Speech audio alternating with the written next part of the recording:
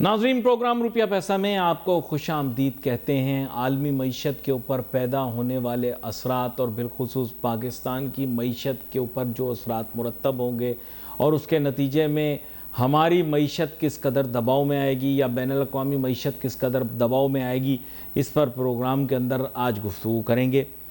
बात कुछ ऐसी है कि हैरानकुन मामलात कुछ इस तरह के बन पा रहे हैं कि we are trying to pretend as if nothing is happening in the world. We are trying to pretend, और ये हमारी प्रॉब्लम है कि हम आंखें बंद करके ये तसव्वुर करते हैं कि हम मसाइल और हालात से लड़ने का बेहतरीन तरीका ये है कि आंखें बंद कर ली जाएं और इर्द गिर्द देखा ही ना जाए। जैसे कुछ लोग सड़क पार करते हुए आपने देखा होगा परली तरफ देख रहे होते हैं, क्योंकि वो देखना ही नहीं चाहते कि दूसरी तरफ से गाड़ी कितनी तेज़ आ रही है, क्योंकि उनको ये होता है गाड़ी वाला खुद रोक ले बेहतर है।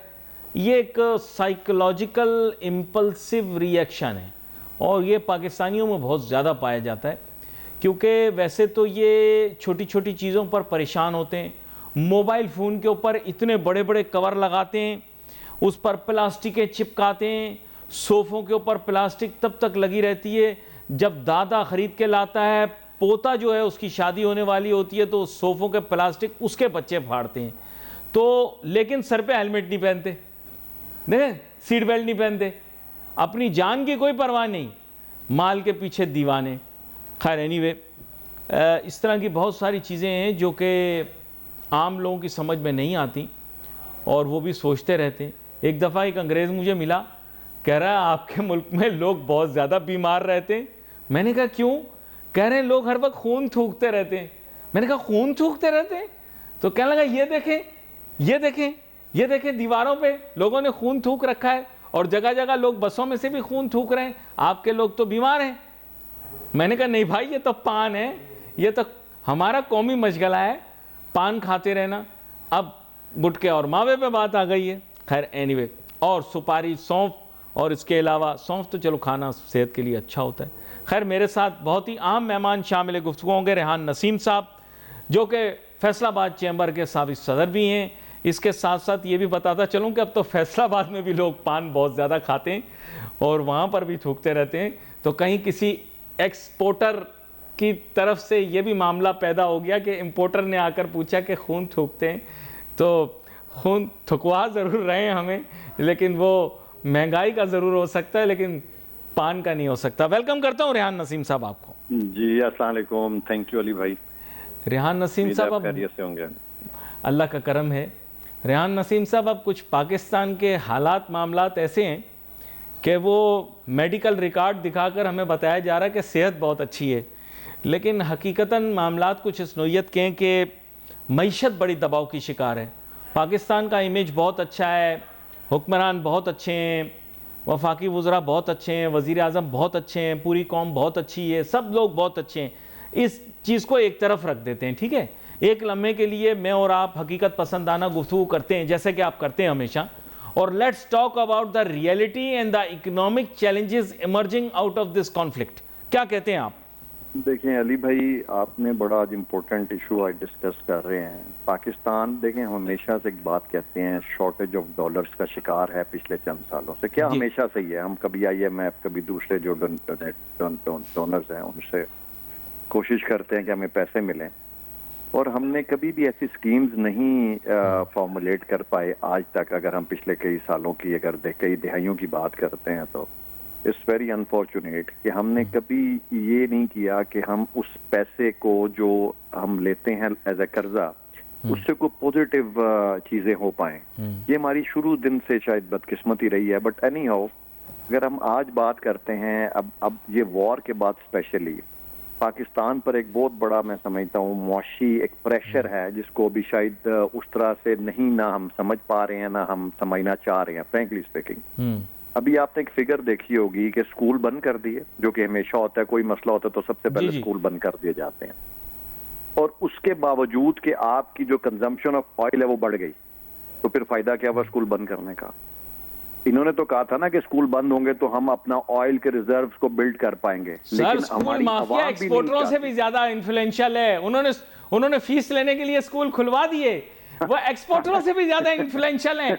एफबीआर आप लोगों की नहीं सुनता, लेकिन उनकी सुन लेता है। स्कूल माफिया ने स्कूल खुलवा लिए, फीस लेने के बाद लॉकडाउन होगा, आप बेफिक्र हो जाएं।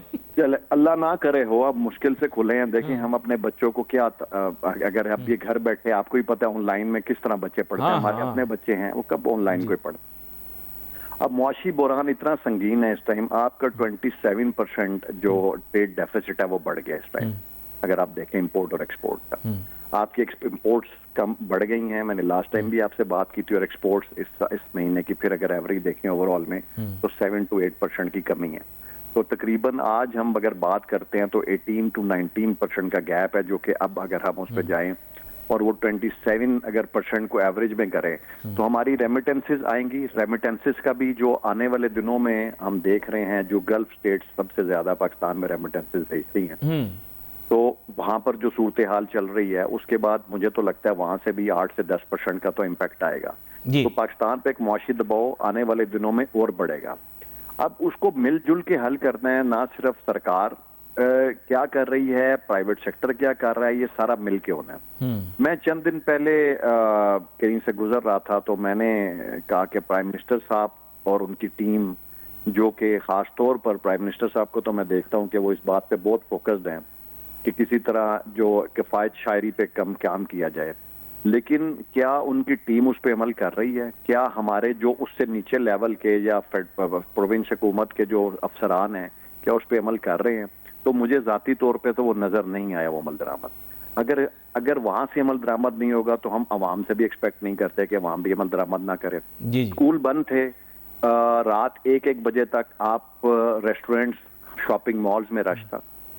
और मैं समझता हूं कि बड़ा ये दानिशमंदाना फैसला है कि स्कूल खोल दिए हैं। अब आप यही फर्क फील करेंगे कि आप जल्दी चीजें कंपैरेटिवली, क्योंकि बच्चों ने सुबह स्कूल जाना होता तो चीजें होंगी, लेकिन ये हम जब फैसले कर रहे होते हैं, मुझे ये समझ नहीं आती कि हम स्टेक होल्डर्स को क्यों एतमाद में पहले नहीं लेते, क्यों ऐसी पॉलिसी बनाते हैं जिसका ना कोई फायदा होता है, उल्टा नुकसान होता है। बच्चों की तालीम का हर्ज हुआ, उसके साथ साथ पेट्रोल की गवर्नमेंट के अपने दादो शुमार आज आपने भी पढ़े होंगे कि आपकी जो कंजम्पशन ऑफ ऑयल है वो बढ़ गया। अब इसका क्या मतलब है कि हमें आने वाले दिनों में ऑयल बिल और हमारा बढ़ जाएगा। इन्होंने इतना पैनिक फैलाया, यकीन करें इतना पैनिक यूएई, कतर और अपना ओमान में, बहरीन में और कुवैत में नहीं मचाया गया जितना पाकिस्तान में मचाया गया। तेल खत्म हो गया, इतना पैनिक फैलाया।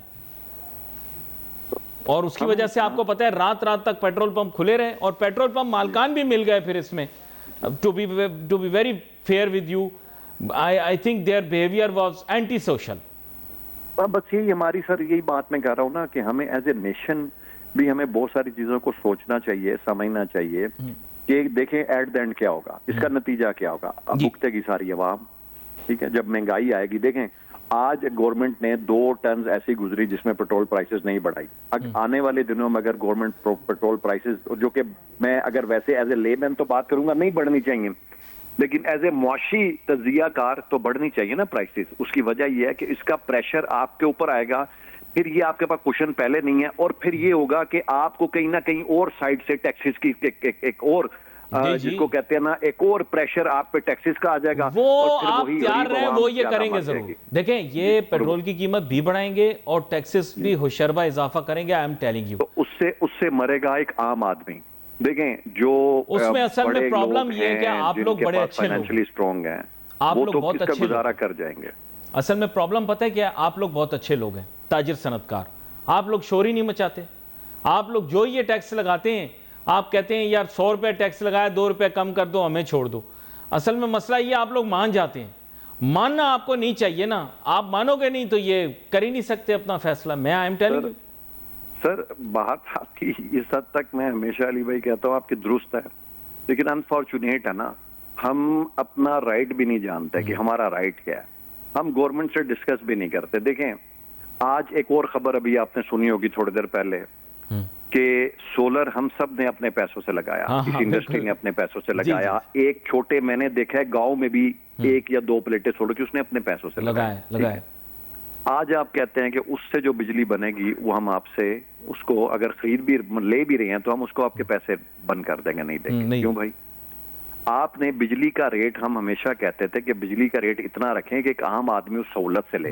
अब आपने खुद देखा कि आपकी बिजली इतना रेट हाई हुआ कि आपकी कंजम्पशन कम होगी। उसकी बजाय अगर आप बिजली का रेट ही कम रखते, ये आईएमएफ की बात करते हैं, आईएमएफ से बैठ के जब आप फिगर्स के साथ बात करेंगे तो बहुत सारी चीजें सेटल डाउन होगी। जब आप ये कहते हैं कि वो कहते हैं कि जी 35% के करीब बिजली चोरी है, ठीक है, ये पैसे कहां से आएंगे?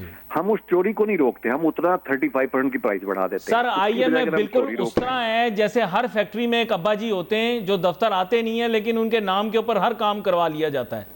आईएमएफ भी वो वाले अब्बा जी हैं, मैं आपको बता रहा हूं। तो हमें ये देखना पड़ेगा कि क्या हम वाकई चाहते हैं कि मुल्क में स्टेबलाइजेशन रहे, हमारी मईशत जो इस टाइम एक मुश्किल टाइम से गुजर रही है, इसमें हम सबको, मैं बार बार हमेशा कहता हूं, हमारा प्रॉब्लम यह है कि हम स्टेक होल्डर के साथ बैठने को तैयार नहीं है। उस वक्त बैठते हैं जब पानी सर से गुजर चुका होता है। अब देखिए, मैं हमेशा देखता हूं और मैं तारीफ भी करता हूं, मैं ये नहीं कि कहे आपके प्रोग्राम में, प्राइम मिनिस्टर साहब से मैंने जब भी मीटिंग्स की पहले एज ए प्रेसिडेंट, या उनकी मैं जब भी तकरीरें देखता हूं, वो लगता है कि एक सीरियस उसको ले रहे हैं, बट वो जो उनकी नीचे के लोग हैं, नीचे का अमला है, वो उस पर अमल दरामद क्यों नहीं करता, ये मुझे समझ नहीं आई। हालांकि सबसे ज्यादा उनको भी सोचना है, देखें हम सब पाकिस्तानी हैं, मुझे भी सोचना है कि अब इश्तिहार तो हमने चला दिए, करोड़ों रुपए के इश्तिहार चल गए कि हमें मिलके आना चाहिए, एक गाड़ी के सफर करना चाहिए, हमें पब्लिक ट्रांसपोर्ट अच्छी करनी चाहिए, हमें उसमें करना चाहिए, हमें तेल की बचत करनी चाहिए। तो क्या ऐसे हो रहा है? प्रैक्टिकली नहीं हो रहा, कहीं भी नहीं हो रहा। ना आपके ऑफिस में हो रहा होगा, ना हमारे ऑफिस में हो रहा है, ना किसी फैक्ट्री में हो रहा होगा, कहीं भी नहीं हो रहा। ना हम अमल दरामद करने को तैयार हैं। दुनिया में ये आशी किसी और मुल्क में है कि रात 1-1 बजे तक मार्केटें खुली हुई हो? दुनिया में है? दुनिया की तमाम तरक्की याफ्ता कौमें सुबह अपना कारोबार या अपना जो मईशत का निजाम है सुबह 8 बजे शुरू करके 5 से 6 बजे तक क्लोज करते हैं। मैं आपको सही बताऊं, चीन अभी खुद कफील हुआ है, चीन अभी खुद कफील हुआ है, लेकिन मुझे आज भी याद है जब मैं पहली मर्तबा चीन गया तो 2004 के अंदर, मुझे आज भी याद है कि बीजिंग में 9 बजे मैं बाहर निकला, मुझे खाने तक का होटल नहीं मिल रहा था। बड़ी मुश्किल से कहीं एक आधा कोई होटल मिल गया, वरना मुझे खाने का भी होटल नहीं मिल रहा था। सब मार्केटें बंद थी, सब बंद हो जाता। ठीक है, जितनी तरक्की याफ्ता मुल्क हैं, आप यूरोप ले लें, आप अमेरिका ले लें, आप जितने तरक्की याफ्ता ममालिक हैं, आप चीन ले लें, आप जापान ले लें, हम कैसी कौम है जिसके पास खाने को पैसे नहीं है, जिसके पास कई मुआशी मसाइल हैं, लेकिन हम ये बात मानने को तैयार नहीं है। और वैसे भी अगर हम इस्लामिक तौर पर भी देखें तो अल्लाह का भी हुक्म है कि मगरिब तक कारोबार बंद कर दें। उन फॉरेनर्स ने जो गैर मुस्लिम है उन्होंने अमल करके अपनी मुल्क की मईशतें कहां पहुंचा दी। हम इस बात पे बहस कर रहे हैं कि जी हमारा कारोबार नहीं चल रहा। आपके मुल्क में आप डे लाइट सेविंग नहीं लगाने देते? हर मुल्क में मैं जाता हूं जहां दिन लंबा होता है वो लोग डे लाइट सेविंग लगाते हैं। आपके मुल्क के अंदर आप जिद में आ जाते हैं, बोलते हैं भाई हम डे लाइट सेविंग नहीं करेंगे। आप अपने कारोबारी टाइम 8 से 6 रखें। रेस्टोरेंट्स और जो बेकरीज हैं वो बेशक ठीक है लेट कर दे, 10 बजे तक कर दे, लेकिन आप कम से कम शॉपिंग मॉल्स और ये तो 8 से 9 बजे तक बंद करें भाई। क्यों नहीं बंद कर रहे? right. ये कौन सा प्रेशर है? देखिए ना, हम एक शॉर्टेज से गुजर रहे हैं, हमें, और ये परमानेंट करें, और ये किफायत शायरी मुहिम भी है, ये परमानेंट करनी चाहिए। ये तो नहीं आई तेल शॉर्ट है, वैसे ही कोई किफायत शायरी मुहिम चलनी चाहिए, इसको अमल दरामद होना चाहिए। हम कौन सा अमीर मुल्क है? हम तो मांगे तांगे के पैसों से चल रहे हैं ना। लेकिन टिल द टाइम हम अपने मुल्क की अगर मईशत को ठीक करना वाकई सीरियस है, मैं समेत हम सबको सोचना है। ये नहीं कि मैं हुकूमत पे सारी बात डाल रहा हूँ, एज ए प्राइवेट सेक्टर हमें भी सोचना है, एक आम आदमी को भी सोचना है कि क्या हमने मुल्क को सही करना है। अगर वाकई हम चाहते हैं कि हमारा मुल्क सिर्फ बातों से नहीं कि वो कर दे नहीं, जी। हम सबको अपना अपना किरदार अदा करना पड़ेगा। सबसे पहले मुझे अपना किरदार अदा करना है, मुझे अपने आप को सही करना है, फिर मैं किसी को बोलूं कि हाँ यार ये हो रहा है तो अब आप भी आपको ठीक हो।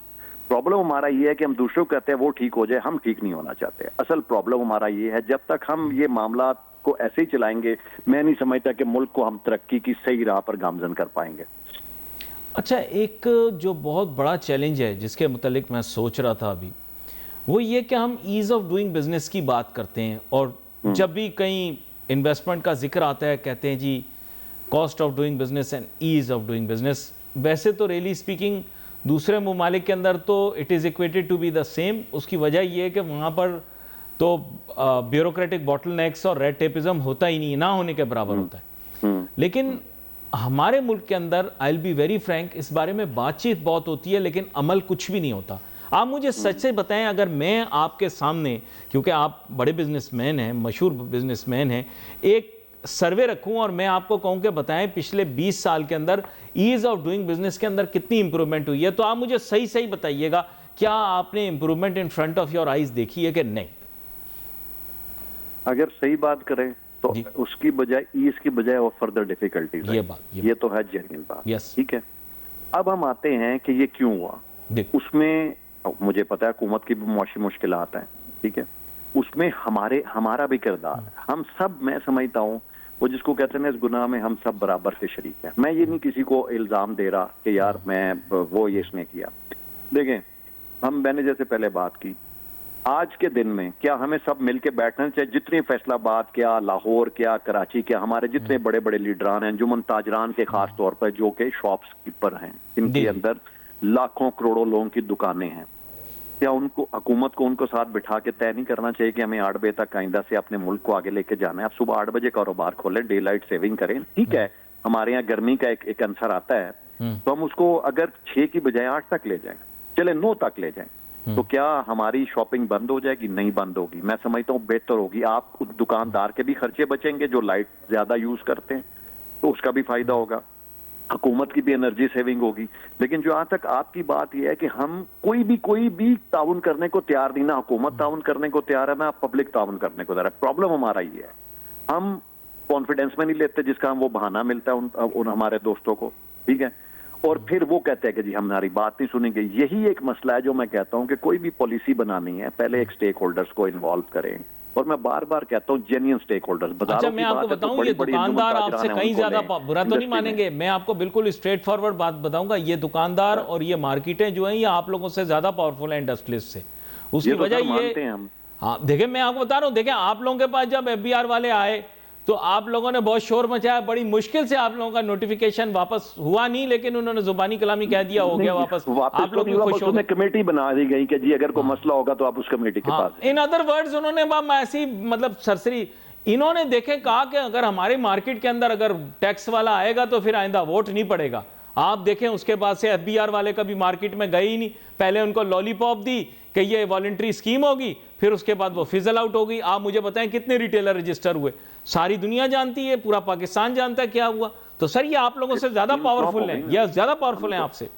सर देखें, वो भी हमारे भाई हैं, वो भी हमारे पाकिस्तानी ताजर कम्युनिटी है, इनडायरेक्ट टैक्स तो वो भी दे रहे हैं। लेकिन वही वाली बात है कि जब तक हम सब मिल के नहीं बैठेंगे, हम हुकूमत को भी चाहिए उनको इन्वॉल्व करें, ठीक है, उनके पास देखें शटर पावर है और एक बहुत बड़ी पावर होती है। वो मार्केटें बंद करते हैं जिसका हर हुकूमत कहते हैं कि हमें पॉलिटिकल नुकसान होगा, लेकिन क्या उस पॉलिटिकल नुकसान के पीछे जो हमने अपने मुल्क की मईशत का नुकसान किया उसका कोई हम सद्देबाब कर पाएंगे?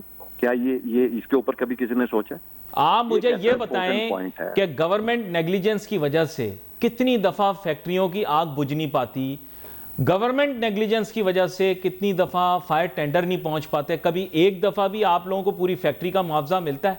गुल प्लाजा वालों को देखें कि नेग्लिजेंस हर तरफ से थी, हर तरफ से नेग्लिजेंस थी। पूरी पेमेंट गवर्नमेंट कह रही है हम करने के लिए तैयार हैं। तो आप खुद देख लें, वो लोग पावरफुल हैं या आप लोग पावरफुल हैं? आप मुझे सच से बताएं। मैं तो ये कहता हूं कि उनके पास स्ट्रीट पावर है और ये बहुत बड़ी पावर होती है, इसमें कोई दूसरी राय नहीं। उनके पास वोट पावर है, इसमें भी कोई बड़ी राय नहीं। लेकिन फिर क्वेश्चन वही है, क्या मुल्क की मईशत को ठीक कैसे करना है? क्वेश्चन तो यहाँ है ना, क्या हमने अपने मुल्क को आगे लेके जाना है? क्या हमने IMF से जान छुड़ानी है? क्या हमने अपने पैरों पे खड़े होना है? तो उस खड़े होने का भी एक प्रोसीजर है ना। दुनिया के जो मुल्क हैं, हमारे सामने मिसालें हैं। एक वक्त था लोग पाकिस्तान की मिसालें दिया करते थे कि इस मुल्क ने कैसे तरक्की की। अब हम उन मुल्कों की मिसालें देते हैं जिसमें कोरिया खास तौर पे हम बात करें, ठीक है। तो ये बड़ा अहम नुकता है। रेहान नसीम साहब, मैं आपके साथ इस बारे में बात कर रहा हूँ, अभी भी वो हमारे साथ शामिल गुफ्तगू हैं और हमें ज्वाइन कर रहे हैं जनाब एहसन मेहनती साहब, जो कि इक़्तिसादी तज़किया कार हैं और प्रोग्राम के अंदर 12 तशरीफ़ लाते हैं। वेलकम करता हूँ एहसन मेहनती साहब आपको। Thank you. एहसन मेहनती साहब, बात कुछ ऐसी है कि वो हफ्ते भर वाली जंग तो महीने भर चल गई और हल्की फुल्की मौसीकी जो है वो तो अब एक थरथराहट और कपकपाहट में बदल गई।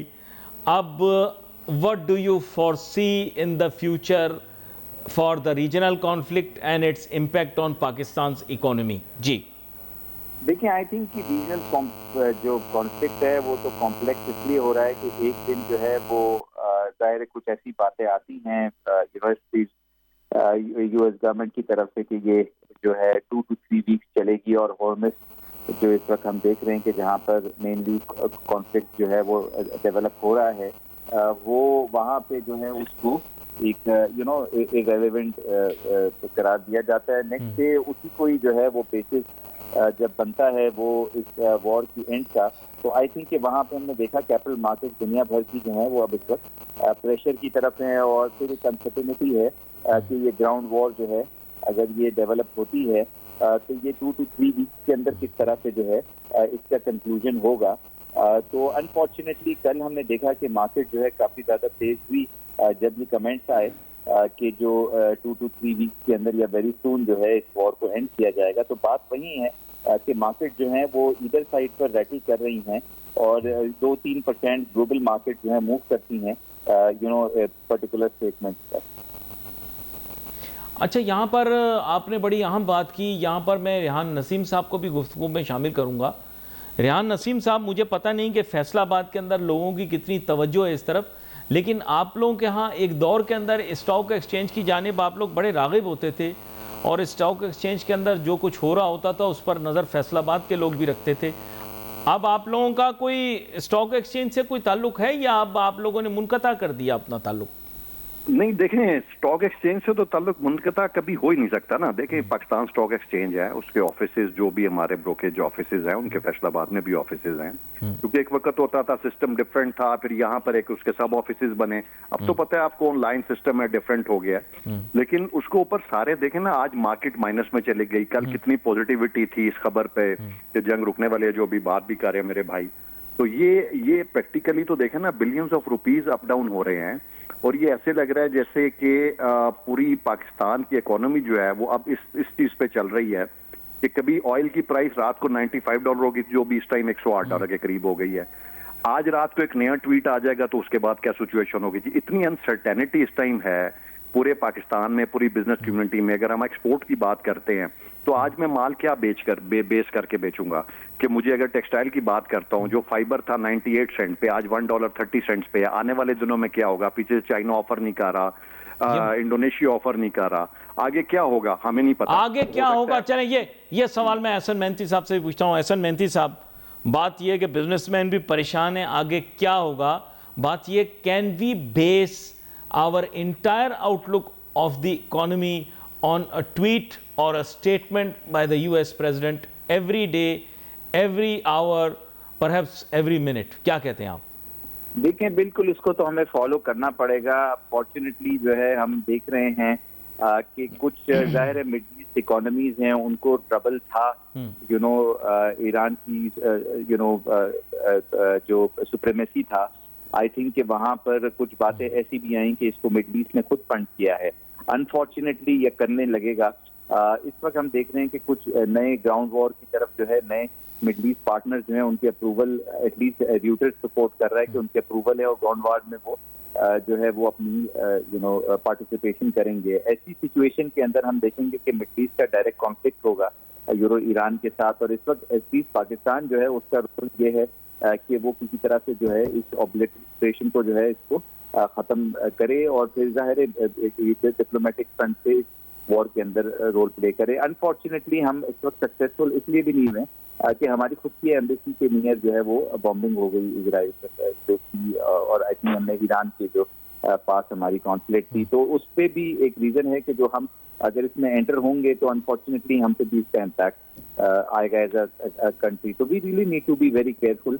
इस वक्त मिडल ईस्ट की वॉर है, कॉन्फ्लिक्ट है, हम अगर उसमें अपना रोल प्ले करेंगे तो हमें ऑब्जेक्टिव्स नहीं पता है कि इवेंचुअली ये किसने फंड की है और आगे इसको कौन फंड करेगा। बिकॉज हमें जो है वो नजर आ रहा था अपेरेंटली कि इस वॉर के अंदर जो है हमारा इंडिपेंडेंट रोल होना चाहिए, ताकि पाकिस्तान इकोनॉमी जिस तरह से सप्लाईज को, फ्रूट सप्लाईज को उसने इफेक्टिव किया है, आई थिंक वो काफी ज्यादा पॉजिटिव है। मार्केट भी हमारी इस तरह से नहीं गिरी जिस तरह से जो है हमने देखा कि यूएई के अंदर जो प्रॉब्लम्स आए या वहां पर जो अटैक्स हो रहे हैं। तो हमें we really need to be independent going forward. हमें देखना पड़ेगा कि जितने हम इंडिपेंडेंट रहेंगे उतना ही हमें इम्पैक्ट कम पड़ेगा। अगर हमने इसके अंदर खुद बजाते खुद इसमें इन्वॉल्वमेंट की इस वॉर के अंदर, इस कॉन्फ्लिक्ट के अंदर, तो अनफॉर्चुनेटली फिर उसमें हमारा बहुत बड़ा जो है वो क्रूड सप्लाईज के लिहाज से और डिप्लोमेटिकली भी हमें काफी ज्यादा इसका इम्पैक्ट पड़ा। ये बड़ा अहम नुकता आपने पेश किया। असल में अच्छी बात होती है कि रियलिटी चेक हो जाए। यहाँ आपने रियलिटी चेक किया, क्योंकि रेहान नसीम साहब, पाकिस्तानी जो है ना एक्सकेटिक बहुत ज़्यादा है। बेगाने की शादी में अब्दुल्ला दीवाना की तरह नाचना जो है वो बड़ा आसान होता है, बट इन रियलिटी वो सिनारियो जो कि एहसन मेहनती साहब ने बताया, दैट गॉड फॉरबिड, हम कहते हैं कि ऐसा ना हो, लेकिन जैसे वो बता रहे हैं कि if this scenario develops that things get worse, how well prepared are you as businessman to be able to get out of it? आप तो पिछली दफ़ा कह रहे थे कि हम इससे नहीं निकल सकते, तो हम उससे क्या निकल पाएंगे? तो अब how well prepared are you, God forbid अगर ये हो जाता तो? मैं मेहनती साहब की बात से बिल्कुल एग्रीड हूँ। हमें बिल्कुल इंडिपेंडेंट रहना चाहिए इसमें, और ये ऐसा मौका है जिसपे पाकिस्तान को जो अपनी, जिसको कहते हैं ना एक डोमिनेशन, जो इस टाइम मैं समझता हूँ वर्ल्ड वाइड पाकिस्तान के पास एक चांस है, तो उस पे उसी पे कायम रहेंगे। देखें, मैं बिल्कुल एग्रीड हूँ इस बात से। और दूसरी बात जो इस टाइम हमें, जो अभी आपने बात की, उससे पहले मैं एक बात और ऐड कर दूं। अभी एहसन भाई ने बात की कि यूएई, देखें यूएई में आपका पिछले चंद सालों में जो फिगर्स थी, तकरीबन 11 to 12 बिलियन डॉलर की जो इन्वेस्टमेंट्स हुई प्रॉपर्टी में, तो क्या ये बेस्ट टाइम नहीं है इस टाइम पाकिस्तान के लिए कि पाकिस्तान की गवर्नमेंट इस मैटर को टेकअप करे? 15 से 20 बिलियन डॉलर की इन्वेस्टमेंट हम वापस लाएं, प्रॉपर्टी के अंदर लाएं। देखें, उससे क्या होगा कि एमनेस्टी देना, आप एमनेस्टी तो दे नहीं रहे, फिर हम एमनेस्टी नहीं कहते, हम एमनेस्टी कहते हैं तो फिर वो आईएमएफ का इशू है। हम तो पैकेज की बात कर रहे हैं। पैकेज दें, अपने इन्वेस्टर को पैकेज दें, फॉर जो पाकिस्तानी ओवरसीज है उनको पैकेज दें, जो पाकिस्तान से पैसे बाहर लेके गए उनको एक दें। देखें कितना पैसा आएगा पाकिस्तान के अंदर। इस टाइम राइट टाइम है, और अब ये डिसीजन हमने डिले अगर किया तो फिर we will miss the train. एक तो ये बात हो गई। दूसरी जो आपने बात की कि पाकिस्तान बिजनेस कम्युनिटी कितनी तैयार है, देखें पाकिस्तान बिजनेस कम्युनिटी तो उस वक्त भी रेडी रही और इतनी बहादुर है हमारी, मैं समझता हूँ हमारा एक्सपोर्टर, हमारा इंडस्ट्री। जब हम, आपको याद है, एक वार अगेंस्ट टेरर से गुजर रहे थे 2000 में, आपको याद होगा, उस वक्त भी हमारा जो एक्सपोर्टर है डोर टू डोर जाके मेहनत करता रहा, और अपनी जो एक्सपोर्ट है, ठीक है हम उसके बाद उसमें बहुत ज्यादा नहीं आगे जा सके, लेकिन इन सर्कमस्टांसिस को देखते हुए अगर आप बात करें तो हमने अपने एक्सपोर्ट्स को एक स्टेबलाइज लेवल पे रखा। कोई दुनिया में कोई बंदा बाहर से पाकिस्तान आने को तैयार नहीं था। आपको ये भी, वो भी वक्त याद होगा, हर वक्त पाकिस्तान में कहीं ना कहीं बम धमाके हो रहे होते थे, वो भी आपको वक्त याद होगा। उसके बावजूद इस हमारी इंडस्ट्री ने, हमारे एक्सपोर्टर ने मेहनत की, अपना दिल जान लगाया, और हम अपनी वो जो 30 या 25 बिलियन डॉलर उस वक्त की हम अगर बात करते हैं तो उसको मेंटेन रखा। तो मैं ये समझता हूं कि हमारे पास तैयारी सारी है। इशू ये है कि हमारी जो सप्लाई चेन है वो बड़ी इंपॉर्टेंट, वो बहुत इस टाइम में मैटर करती है, मैं समझता हूँ, और उसको कंटिन्यू करना। देखें ना, हमने ऑस्टेरिटी बहुत ज्यादा जरूरी है। मैं आपकी जाने आता हूँ आज हम जी मैं आपकी जाने वापस आता हूँ। मैं एहसन मेहनती साहब, यहाँ पर इन्होंने बड़ा अहम नुक्ता मेंशन किया। इन्होंने कहा पैकेज दें, मैंने कहा एमनेस्टी दें। तो मेरा अपना जाती ख्याल, इनका भी ख्याल यही है कि आईएमएफ को शायद वो एक्सेप्टेबल ना हो। कोई है ऐसा लूप होल जिससे हम इन्वेस्टमेंट को वापस पाकिस्तान ला भी सकते हैं और आईएमएफ को भी सेटिस्फाइड रख सकते हैं? जी देखिए, हम जो है वो इस वक्त जो हमारा डायरेक्शन है वो इस वक्त जो है वो काफी ज्यादा हम कोशिश कर रहे हैं कि हम इस आईएमएफ प्रोग्राम में रहते हुए जो है वो इसकी रेजोल्यूशन की तरफ जाएं। अब जो इस वक्त प्रोग्राम है वो उसकी हमें बोर्ड का अप्रूवल भी चाहिए। जो हमारे प्रोग्राम है उसमें हमारी टैक्स कलेक्शन शॉर्टफॉल जो है 600 बिलियन की शॉर्टफॉल है। ऐसे सिचुएशन में जहाँ पे बोर्ड भी कंसिडर करेगा, हम बहुत ज्यादा नहीं उसके साथ जो है वो कुछ मराते दे सकते हैं। ऐसी सिचुएशन के अंदर अगर आप देखें तो we are short of targets and fiscal measure जो हम ले सकते थे उसमें इस वक्त हमारे पास जो है ऑयल प्राइसेस का बर्डन आपको नजर आ रहा है, और आने वाले वक्तों में ये बर्डन और ज्यादा इस सब्सिडी का बढ़ जाएगा, जो कि एक अपना इसका अप्रूवल एक बहुत बड़ा कॉम्प्लिकेटेड इशू बनेगा। तो गोइंग फॉरवर्ड जो है काफी चीजें जो है हमें नजर आ रही है। ट्रेड डेफिसिट जो अगर आप देखें इस वक्त वो भी हमारा थोड़ा हाथ से निकल रहा है कि हमारी जो एक्सपोर्ट्स हैं उसके अंदर कमी है 14% की। तो ईयर ऑन ईयर कमी आ रही है। तो आई थिंक कि उसका इम्पैक्ट हमारे करंट अकाउंट नंबर्स पे, जो हमारे नंबर्स जो हैं बहुत डिफिकल्ट आने वाले हैं। आने वाले टाइम में इन्फ्लेशन 7.3% तो है, लेकिन ये बढ़ती जाएगी बिकॉज ऑयल प्राइसेस भी बढ़ती जा रही हैं। हाइपोथेटिकली स्पीकिंग आपकी, आप देखें जी सॉरी, हाइपोथेटिकली स्पीकिंग मैं कह रहा था, चल रही है नहीं, हाइपोथेटिकली स्पीकिंग जो बात आपने की उसमें एक इजाफा करता चलूं, अगर टैक्स रेवेन्यू में 1 ट्रिलियन तक का शॉर्टफॉल आ जाता है और नॉन टैक्स रेवेन्यू के अंदर 2 ट्रिलियन तक का शॉर्टफॉल आ जाता है, तो ओवरऑल जो हमारा शॉर्टफॉल है वो तकरीबन 3 ट्रिलियन पे चला जाएगा। बड़ा कंजर्वेटिव नंबर आपको बता रहा हूँ। तो ये किस तरह से बेयर करेंगे हम, कोई एनी प्रिपरेशन? देखिए, इसमें तो हम ज़ाहिर इंटरेस्ट रेट बढ़ते हैं इसमें ऐसी सिचुएशन के अंदर जहाँ पर रिक्वायरमेंट होती है कलेक्शन की और कलेक्शन नहीं होता, तो फिर उसमें हमें जो है वो बॉन्ड्स इशू करने पड़ते हैं, और बॉन्ड जब इशू करते हैं तो ज़ाहिर इंटरेस्ट रेट्स बढ़ते हैं। तो ज़ाहिर इंटरेस्ट रेट्स बढ़ते हैं तो फिर ज़ाहिर कैपिटल मार्केट्स के लिए भी नेगेटिव ये साबित होता है। तो आने वाले वक्त काफ़ी ज़्यादा चैलेंजिंग है। पॉजिटिव बात यह है कि पाकिस्तान एक अच्छा रूट बन चुका है for over the sea route, जिसको हम कहें कि हमारी जो वो वाली जो ट्रैवल जो हमारे पोर्ट्स हैं, जो एयरपोर्ट्स हैं, वहाँ पर भी हमारा काफ़ी ज़्यादा सामान जो है वो ट्रांजिट के थ्रू आ रहा है। उसको हमें यूटिलाइज करना चाहिए ऐसी सिचुएशन में जहाँ पर हम देख रहे हैं कि ईरानियन पोर्ट्स और यूएई पोर्ट्स जो है वो बंद हैं। तो आई थिंक कि वहाँ पर जो है हम फिस्कल फ्रंट से काफ़ी ज़्यादा गेन कर सकते हैं। फिर इसके बाद जो हमारा रोल है कॉन्फ्लिक्ट रेजोल्यूशन में, आई थिंक इसमें भी काफ़ी ज़्यादा हम फैसिलिटेशन दे सकते हैं फ्रॉम यूएस, कि जहाँ पर हम उसको हेल्प कर रहे हैं इस कॉन्फ्लिक्ट की रेजोल्यूशन की तरफ। तो आई थिंक ये दो जगहें हैं जहाँ से हमें हेल्प मिल सकती है। अनफॉर्चुनेटली हमारा इकोनॉमिक डेटा आने वाले वक्तों में काफ़ी ज़्यादा वीक हो जाएगा, जिसकी वजह से हम ऐसी सिचुएशन में नहीं होंगे कि IMF से हम जो है कुछ मराते ले सकें, या आगे आने वाली ब्रांचेज जो हैं काफ़ी डिफिकल्ट साबित हो सकती हैं। वी आर फॉर्चुनेट कि हमारे जो फाइनेंस मिनिस्ट्री है वो काफ़ी ज़्यादा इफेक्टिव है, और ऐसी सिचुएशन के अंदर भी हम बॉन्ड लॉन्च कर रहे हैं, मतलब कैपिटल मार्केट के अंदर, और ज़ाहिर है हम और भी बॉन्ड्स लॉन्च करेंगे, तो वो इस हिसाब से थोड़ी बहुत हेल्प भी मिलेगी। बट इतनी कॉम्प्लिकेटेड सिचुएशन के अंदर हमारी जो गवर्नमेंट की परफॉर्मेंस है वो एग्जेम्पलरी है, और जाहिर है उसको हमें अप्रिशिएट करना चाहिए कि रुपी जो है वो अपनी स्ट्रेंथ पकड़ा हुआ है। फॉरेन एक्सचेंज रिजर्व $21 बिलियन हो गए। तो आई थिंक ये काफ़ी पॉजिटिव बातें हैं, जहाँ पर हम देखते हैं कि जो हमारी कॉम्पिटिटिव या नेबरिंग इकोनॉमी लाइक अरब कंट्रीज जो है वो इस वक्त बैंकरप्सी का रूट जो है वो अपना गए। बड़ा हम नुकता आपकी तरफ से आया। रेहान नसीम साहब, एक चीज़ इन्होंने हाईलाइट की है, वो ये है कि इंटरेस्ट रेट बढ़ सकते हैं बिकॉज ऑफ ऑब्वियसली जो बातें हमने डिस्कस की। तो आप लोग मेंटली प्रिपेयर हो जाएं, आप कॉस्ट ऑफ फंड्स भी बढ़ जाएंगे कॉस्ट ऑफ डूइंग बिजनेस के साथ साथ। तो ये ठीक है, नाउ यू आर मतलब होना राम आया ही ये।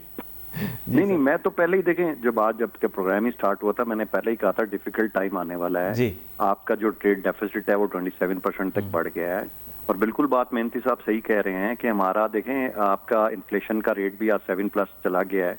तो आने वाले दिनों में जिसको हम फर्दर देख रहे हैं कि फर्दर इसमें फर्दर इंक्रीज आएगा, और ऑब्वियसली इससे इम्पैक्ट आएगा। और अभी अगर आप देखें तो 1 to 1.5 अगर हम ऑफ द रिकॉर्ड बात करें तो इस टाइम इसमें इंक्रीज अभी तक आ चुका है। तो ये फर्दर आने के चांसेस हैं, लेकिन इसकी वही वाली बात है कि हमें बहुत सारी चीजें इस टाइम मिल के बैठ के, जो मैं बात कर रहा था कि स्टेक होल्डर्स के साथ इमीडिएटली बैठना चाहिए हुकूमत को भी। और बड़ी सही बात कर रहे हैं, जैसे मैंने पहले कहा कि प्राइम मिनिस्टर साहब बहुत सीरियस हैं, हमारी वजारत खजाना भी उस पर काम कर रही है, लेकिन बहुत सारी चीजें जिसपे हमारी पब्लिक को भी साथ मिलना पड़ेगा। देखिए, उनको कॉन्फिडेंस दें, उनके साथ बैठें और चीजों को कोशिश करें कि बेटर से बेटर हो सके। देखें, जब आप हुकूमत, अब जैसे मैंने पहले बात कर रहा था, ट्रेडर्स को बिठाएं, उनको बैठाएं, उन्हें अपनी मजबूरियां बताएं, उन्हें जेन्युइन रीजंस बताएं, और दोनों तरफ से नजर आना चाहिए कि पॉजिटिव है। और जब मिलके बैठेंगे, और जैसे मैंने पहले कहा कि इस टाइम बड़ा राइट टाइम हर चीज हवाले से ये है कि हमें क्रूशियल टाइम से गुजर रहे हैं, हमें जो भी डिसीजंस करने हैं उसके लिए हमारे पास टाइम नहीं है, हमें बड़े क्विक डिसीजंस करने हैं, हमें मार्केट्स को 8 से 9 बजे तक मैक्सिमम बंद करना है, हमने अपनी एनर्जी सेविंग करनी है, हमें लोगों को समझाना है कि आप पेट्रोल कंजम्पशन कम करें। देखिए, दुनिया में ये सारी चीजें ऑलरेडी हो भी रही हैं, हमें किफायत शायरी के ऊपर फर्दर काम करना है। तो जब नजर आएगा आवाम को और मिलके बैठेंगे, जब उनके लीडर्स बैठेंगे, सब मिलके बैठेंगे, तो चीजें ये नहीं है कि नहीं हो सकता, हो सकता है, लेकिन उसके लिए हम सबको एक एक कदम पीछे हटना पड़ेगा बजाय के कदम आगे आने के। मैं कदम पीछे हटने की बात कर रहा हूं कि अपनी बात से पीछे हटना पड़ेगा, अपनी उस जिद से पीछे हटना पड़ेगा। हमारा ट्रेडर कहता है मैं क्यों 10 बजे बंद करूं? भाई बंद करनी पड़ेगी, नहीं तो हमारे पास चीजें नहीं है, फर्दर डिफिकल्ट टाइम आएगा। हमारी मिनिस्ट्री गवर्नमेंट कहती है ये करना पड़ेगा, उनको भी मिलके देखें। जब तक हम मिलके नहीं बैठेंगे, हम जेन्युइन स्टेक होल्डर्स को इन्वॉल्व नहीं करेंगे, तो चीजें उस तरह नहीं हो पाएंगी।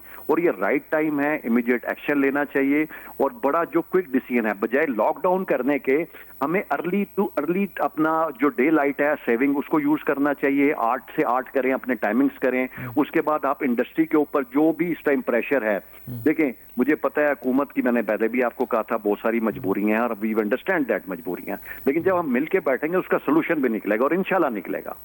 ये बड़ा अहम नुकता आपकी तरफ से आया है। यहाँ पर मैं एहसन मेहनती साहब आपकी जानिब आऊँगा। इन्होंने जो बात की है उसके अंदर एक पोर्शन ऐसा है जिसके अंदर मैं चाहूँगा आप एलेबरेट करें। इन्होंने कहा things get bad to worse, how bad can things get. ठीक है, how good things can get तो आप हर प्रोग्राम में सुन रहे होंगे, हम बहुत अच्छे हैं और हुकूमत भी बहुत अच्छी है, वज़रा भी बहुत अच्छे हैं, हर चीज़ बहुत अच्छी है, पाकिस्तान का इमेज भी बहुत अच्छा है, लेकिन वो तो एक अलहदा चैप्टर है। But how bad can things get globally and what impact will that have? जी देखिए, सप्लाई लाइंस का इस वक्त इशू हो रहा है। क्रूड सप्लाई जो है वो अवेलेबल होनी चाहिए। अब हमने रूट देखा था कि एक रूट हमारा हॉर्मुज़ से था और दूसरा हमारा रेड सी से था। तो अब ये है कि पाइपलाइन के थ्रू रेड सी पे सप्लाई जा रही हैं क्रूड की और वहाँ से हमारी सोर्सिंग है। और हमने और भी जो मिडल ईस्ट कुछ सप्लायर्स हैं उनसे बातें की हैं कि वो सप्लाई की अवेलेबिलिटी हो। गवर्नमेंट की ये भी एफर्ट है कि कंजर्वेशन की तरफ जाना चाहिए और ऑस्टेरिटी की तरफ जाना चाहिए। तो उस लेवल पर हमने IMF को कन्विंस करने की कोशिश की है कि फ्यूल सब्सिडीज जो हैं उसको हम किसी तरह से जो है वो मिटिगेट कर रहे हैं। अब गोइंग फॉरवर्ड वर्क ये हो सकता है कि सप्लाई लाइन डिस्ट्रैक्ट हों। हूतीज का जो रोल अब हम देख रहे हैं कि वो बढ़ता जा रहा है और ग्राउंड वॉर अगर होती है तो उसके अंदर हम देख सकते हैं कि डेवलपिंग सिचुएशन हमारी क्रूड सप्लाई को इम्पैक्ट कर सकता है, जो पूरी दुनिया का इस वक्त एक मसला बना हुआ है। तो this is the worst thing that can happen. Let's flip a coin. आपकी पेशगोई आप बताइएगा, आपकी पेशगोइयाँ बड़ी अच्छी होती हैं, अच्छी पेशगोइयाँ आप करते हैं। पहले भी आपने ये बात की थी, पाकिस्तान में लोग नहीं मान रहे थे कि ये इस तरह का अटैक होगा, हमला होगा, लेकिन आपने पेशगोई की। गैब का इल्म तो किसी बशर, किसी इंसान के पास नहीं है, लोग मुशाहिदे और तजुर्बे से ही बताते हैं। आप अपने मुशाहिदे तजुर्बे के सामने रखते हुए ये बताएं, हाउ मेनी डेज, वीक्स और मंथ्स, क्लियर बताएं। देखिए, अपेरेंटली नजर आ रहा है कि we'll be able to manage it. Diplomatic हमारी जो एफर्ट्स इस वक्त की जा रही हैं और जिस तरह से हम अपना इंडिपेंडेंट रोल प्ले कर रहे हैं, अपेरेंटली नजर आ रहा है कि अगर कोई हूती एलिमेंट भी आता है तो हम शायद उनसे भी दोस्ती कर लें। तो अब ये है कि जो सिचुएशन है उसमें काफी फॉरेन पॉलिसी हमारी काफी मुस्बत है। आई होप कि हमें कोई ट्रबल्स नहीं हो, क्योंकि हमारा पैक्ट है सऊदी गवर्नमेंट के साथ, डिफेंस पैक्ट है। अनफॉर्चुनेटली अगर उसको हम प्रोवोक करते हैं तो फिर हम देख सकते हैं कि ये एक्सटेंट ऑफ वॉर कहाँ पे जाती है और हमारा इसमें क्या रोल होगा। तो अनसर्टेनिटी तो बिल्कुल रहेगी, बट अपेरेंटली नजर आ रहा है कि हमारी फॉरेन पॉलिसी बहुत अच्छी मैनेज हो रही है और उसका हमें आने वाले वक्तों में काफी पॉजिटिव उसके असरात हमें मिलेंगे। बड़ी अच्छी बात हो गई आप दोनों के साथ, बड़ी अहम बात हुई, बड़ी अच्छी गुफ्तगू रही। आप दोनों मेहमानों का शुक्रिया अदा करता हूँ, अब शो में हमारे साथ शामिल हुए। गुफ्तगू काफ़ी मुफस्सिल रही, बहुत सारे मौज़ूआत के ऊपर बात हुई। मुस्तकबिल में दुनिया किस रुख जाएगी, हालात किस रुख जाएंगे, इस बारे में भी बात हुई। पाकिस्तानी मईशत को दरपेश मसाइल और बिलखुसूस बैनुल-अक़वामी मईशत के अंदर बदलती सूरत हाल और उसके मईशत पर क्या असरात, उन पर भी बात हुई। यहाँ पर यह बहुत अहमियत तलब चीज़ है नाजरीन कि हफ्ते का कह के महीने से ऊपर ये कॉन्फ्लिक्ट चला गया और हम हफ्ता दो हफ्ते बढ़ा के बोल रहे हैं 2 हफ्ते में ख़त्म हो जाएगा, हफ्ते में ख़त्म हो जाएगा। ये ऐसा नहीं चलेगा। हमें कोशिश करनी पड़ेगी कि पाकिस्तान अपना एक किरदार अदा कर भी रहा है और आगे भी करे और जल्द से जल्द इस जंग को ख़त्म करने के अंदर अपना अहम किरदार अदा करते हुए ख़ित्ते में अमन कायम करे। और मेरे ख्याल से ये बिल्कुल मुमकिन होगा। हम बड़ी कोशिशें कर रहे हैं, अल्लाह ताला से दुआ करते हैं कि हमारी कोशिशें कामयाब हों। We wait for messages on Facebook. Ali Nasir वाली टीम को इजाज़त दीजिए। अल्लाह हाफ़िज़।